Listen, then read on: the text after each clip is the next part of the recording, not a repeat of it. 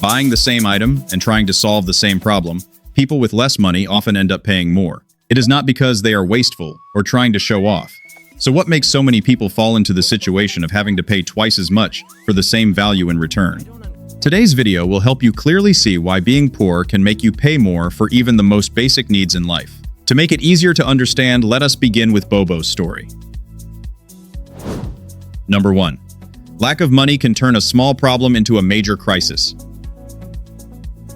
One morning, while BoBo was driving to work, he suddenly heard a strange clunking sound coming from underneath the car. So BoBo took the car to a repair shop. When he got there, the mechanic checked it and said, "This is just a small issue. If you fix it now, it will only cost $300. The problem was, at that moment, BoBo only had just enough money left for food until the end of the month, so he had no choice but to let it slide and hope the car could still hold on for a little while longer. But this was exactly when the trap started to close. Because he did not have the money to deal with the problem while it was still small, BoBo was forced to put it off. And a few months later, the thing he worried about most finally happened. The car broke down in the middle of the highway, and everything instantly went out of control. At that point, BoBo had to face a whole chain of costs coming at him one after another. The small issue with the car, because it had not been fixed in time at the beginning, ended up damaging other related parts, causing the repair bill to shoot up to $2,500. On top of that, BoBo also had to pay for a tow truck, lost part of his wages because he had to miss work unexpectedly, and spent a lot of extra time and energy trying to deal with everything while already exhausted. Through incidents like this, BoBo finally understood that lacking money did not only make him stressed, it also made everything much more expensive. When he did not have a small amount of money ready to handle a problem right from the start, BoBo was forced to watch those problems quietly grow bigger and eventually turn into a real financial crisis. By that point, the amount of money he had to spend cleaning up the consequences was almost always far higher than the small cost he could not afford in the beginning. Number 2. Buying cheap now, paying more later. After working for a while, BoBo realized that his old shoes had started to wear out, so he invited Lulu to go buy new shoes with him. At the store, Lulu chose a good pair of leather shoes that cost $150. The price was much higher, but in return the shoes were very durable, comfortable to walk in, and could be used for many years. BoBo, however, did not have much money in his pocket, so he could only choose a pair of fake leather shoes that cost $30.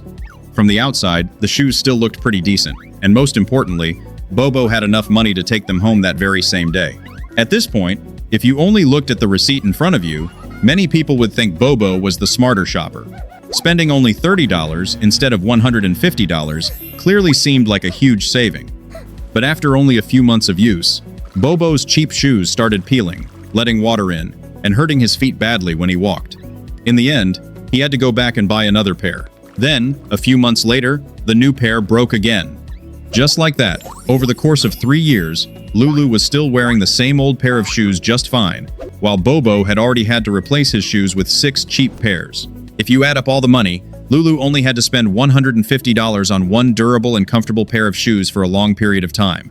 Meanwhile, BoBo thought he had saved money on the first purchase, but in the end, he spent up to $180. Even though he spent more money, what he got in return was still discomfort, poor durability, and the need to keep replacing them again and again.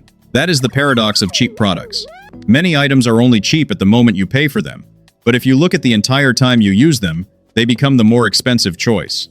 That difference may seem very small, but it leads to 2 completely different results. One person pays more at the beginning, but has peace of mind for a long time. The other person pays less at the beginning, but has to keep coming back and paying again, over and over. And this does not only happen with shoes. It shows up in many everyday items in BoBo's life.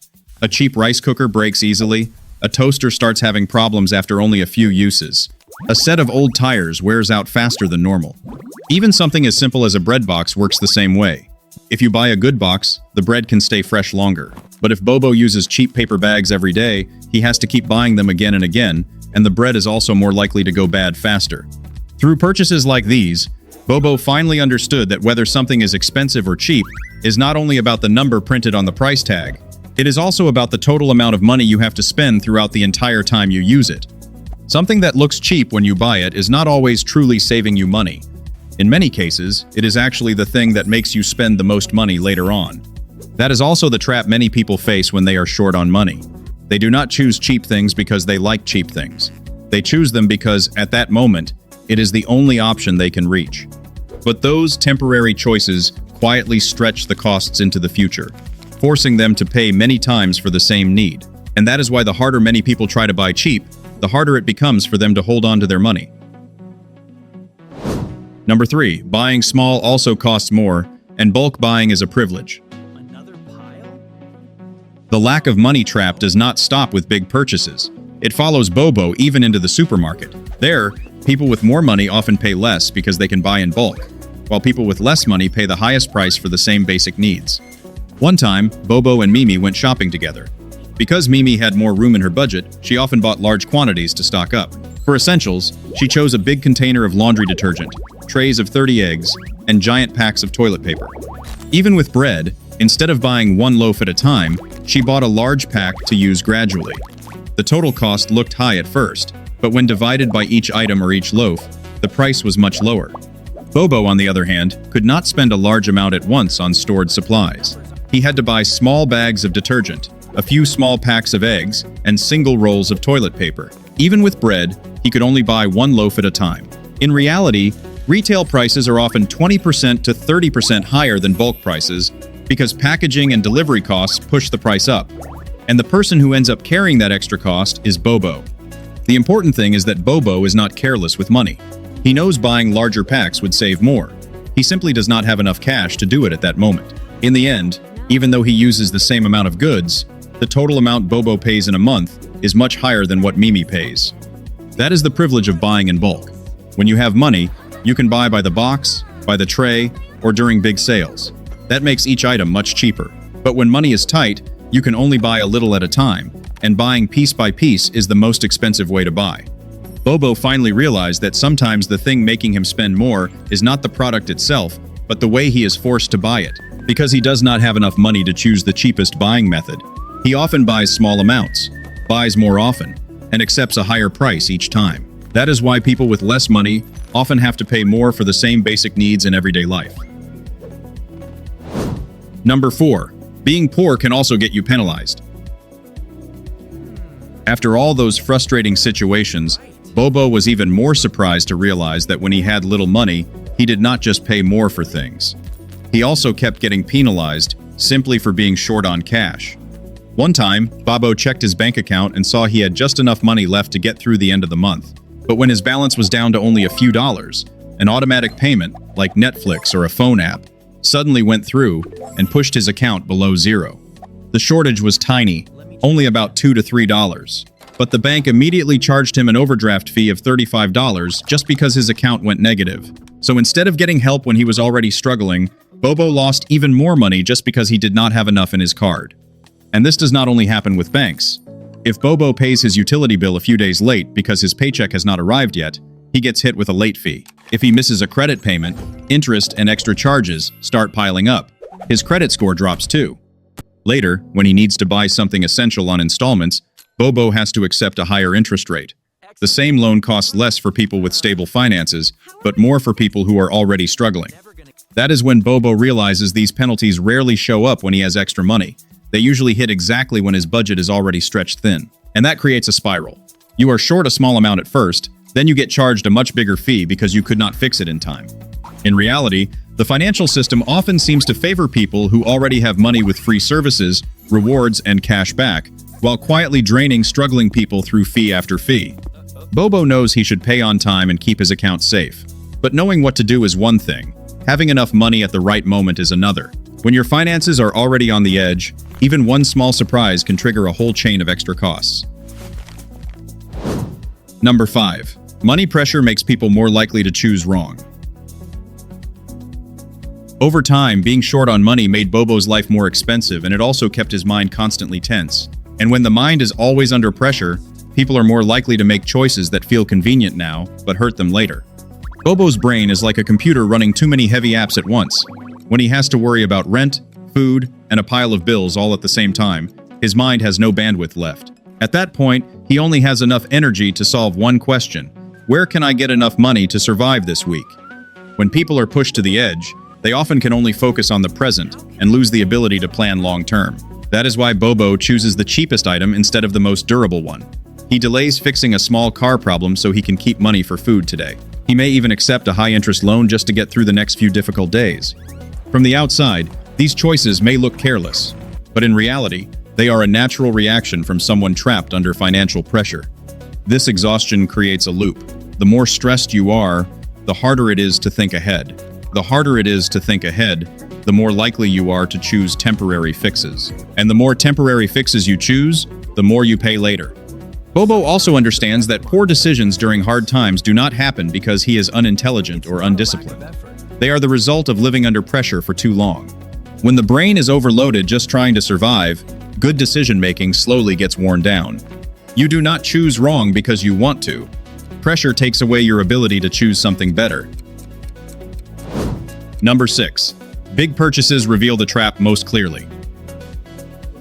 If bread or laundry detergent only cost BoBo a few extra dollars, then big assets like cars and homes reveal the cost of being short much more clearly. This is where the gap becomes most obvious. People with money can choose the cheaper option, while people with less money often cannot. One weekend, BoBo felt that his old car was falling apart. The engine made strange noises, and it no longer ran well. He invited Lulu to go car shopping with him because Lulu also needed a new car. At the dealership, they both liked the same car, listed at $20,000. Because Lulu had strong savings, he bought the car outright. He paid no interest at all. The dealer even gave him a $1,000 discount for paying in full, plus a free maintenance package for 3 years. In the end, Lulu paid only $19,000. Meanwhile, BoBo could not come up with that much cash at once. To have a car for work, he had to finance it. He only needed $2,000 up front, and the rest would be paid over 5 years at 8% interest. At first, the monthly payment seemed manageable, but when BoBo did the math, he was shocked to find that after 5 years, he would pay almost $26,000 for the car. Even though BoBo and Lulu drove the exact same car, BoBo paid about $7,000 more. That extra amount was not for the value of the car. It was the price BoBo paid because he did not have enough money to buy it in the cheaper way. The difference also continued after the purchase. Lulu had enough money to buy a strong insurance plan at a better rate. BoBo, trying to save cash each month, chose only the minimum coverage. So when a small accident happened, Lulu's insurance handled everything, while BoBo had to pay expensive repair costs out of pocket. Standing next to Lulu's new car, BoBo finally understood something. When you have money, money works for you and helps you save more. But when you are short on money, you have to work harder just to pay the cost of being short. These big purchases are where the poverty tax hits hardest, keeping people with less money stuck in a loop of debt and making it even harder to move forward. Number 7. People with less money also lose more time. Besides paying more for the same basic needs, BoBo also realized he was paying an invisible but extremely expensive price every day: time. Money can be earned back, but lost time is gone forever. Ironically, because BoBo was short on money, he often lost the most time on small everyday tasks.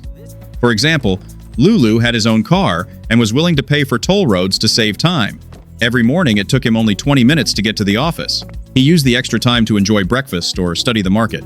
BoBo, on the other hand, wanted to save on gas and tolls, so he had to take longer routes or squeeze onto public transportation with several transfers. As a result, BoBo spent 1.5 hours every morning just getting to work. In total, he lost 3 hours a day on the road, while Lulu spent only 40 minutes for the round trip. This time, Trap followed BoBo into the smallest parts of home life too. Lulu bought modern appliances, like a dishwasher and a clothes dryer, which saved him hours every week. BoBo did not have the money to buy those machines, so he had to do everything by hand. And because he could not afford to buy in bulk, he had to go back and forth to the supermarket several times a week to buy small amounts.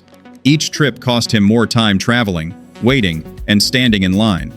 When something broke at home, instead of hiring a professional to fix it properly in 30 minutes, BoBo tried to fix it himself to save money.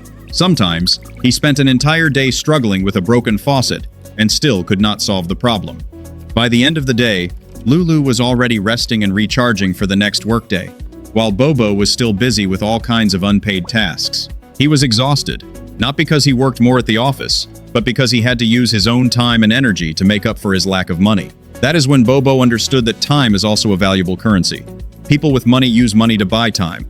People without enough money have to trade time for every small dollar they save. And when someone spends too much time just trying to survive daily chores, they have very little mental energy left to learn, grow, or look for bigger opportunities to change their life. Number 8. The most important weapon is an emergency fund. After experiencing the pain of paying more, getting charged penalties, and feeling exhausted from losing time, BoBo started asking himself, how can I stop this cruel loop? He watched Lulu and noticed the biggest difference. Lulu always had a shield against unexpected problems. That shield was an emergency fund. An emergency fund is money set aside only for urgent situations. For Lulu, when a tire broke or a surprise bill showed up, he could simply use money from this fund and handle it right away. Lulu avoided overdrawing his account, avoided overdraft fees, and avoided high-interest loans. Thanks to his emergency fund, his problems were solved quickly, which protected both his mind and his time. For BoBo, not having a backup fund meant that every unexpected problem immediately became a red alert. A toothache or a broken phone could destroy his entire financial plan for the month. Then BoBo had to make bad choices, like borrowing at a high interest rate or cutting back on food. And just like that, the loop of debt, shortage, and penalties continued. In reality, an emergency fund is a tool that buys BoBo control. With it, he can stop buying small amounts at higher prices, avoid unreasonable fees, and most importantly, keep his mind clear. BoBo knows that the first step out of poverty is building a safe buffer. Even if he can only save a few dollars a month by skipping one coffee or delaying something unnecessary, he is determined to keep going. Because he understands that once the emergency fund is big enough, it becomes the weapon that helps him cut the ropes of the cost of being short trap. It is the first step toward buying in bulk like Lulu, protecting his credit score, and taking back control of his own time. Through BoBo's story, we can see that not having enough money can sometimes be the very reason people have to pay more for everything. From bread and laundry detergent to a car or a home, the cost of being short is always waiting to drain the wallets of those who are already struggling the most. The real difference between people with money and people without enough money is the power to choose the best and most convenient option. To break this loop, the most important first step is building an emergency fund, even a tiny one. Once we have a safe buffer, we finally have the power to reject temporary fixes, avoid unfair penalties, and begin the journey of taking back our own freedom.